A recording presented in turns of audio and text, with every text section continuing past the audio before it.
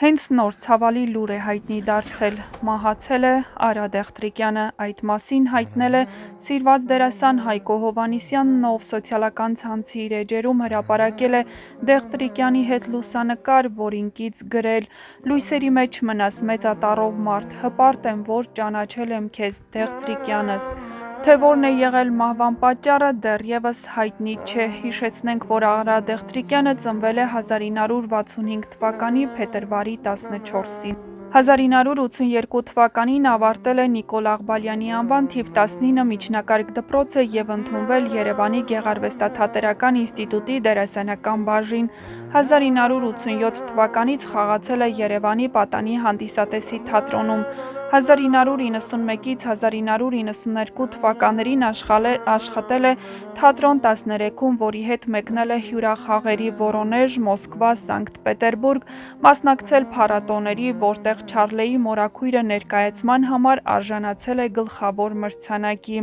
1992-ից 97 թվականներին բեմադրիչ Նարեկ Դուրյանի թատերախմբի հետ հյուրախաղեր է ունեցել եվրոպական մի շարք երկրներում։ 1994-ից 97 թվականներին աշխատել է Երևանի պետական համազգային թատրոնում, այդ ժամանակահատվածում համագործակցել է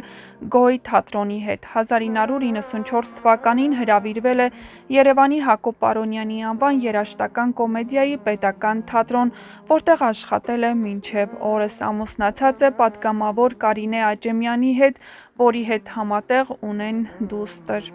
Նկարահանվել է «Դժբախտ երջանկություն», «Ների ինձ», «Սադրանք», «Վեր կաց ու քայլիր», «Անթրոպոլոգիա» հեռուստասերիալներում և իհարկե աննառակ որդու վերադարձը հայ-ամերիկյան այստեղ ֆիլմերից հայտնի դերասան է։ Հեռուստադիտողները նրան ճանաչել են նաև ինքնատիպ ձայնի շնորհիվ։ Նա Հայաստանի հանրային հեռուստաընկերությամբ կրկնօրինակել է բազմաթիվ գեղարվեստական ֆիլմեր, նա անդրադարձել է այն սկզբունքներին, որով ապրում է, նշել, թե որն է իր հաջողության գրավականը։ Պարոն Դեղտրիկյանը խոստովանել է, որ խուսափում է շփվել տգետ մարդկանց հետ, դիմացինի հետ հարաբերություններում նախընտրում է անկեղծությունը։ Դերասանը խոսել է անձնական կյանքի մասին, շեշտելով, որ տարիների ընթացքում իր և կնոջ սերը վերածվել է խորը մի աշխարհի, որտեղ այր ու կին նայում են միևնույն ուղղությամբ։